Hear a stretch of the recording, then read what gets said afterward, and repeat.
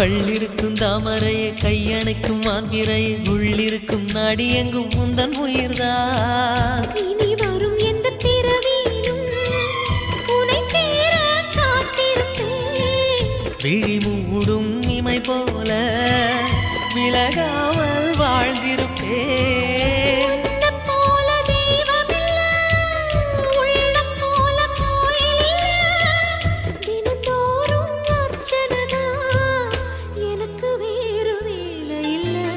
நன்றி சொல்ல உனக்கு வார்த்தை இல்லை எனக்கு, நான் தான் மயங்குறேன். என்னுடைய மனச தந்துவிட்ட பிறகும் ஏம்மா கலங்குற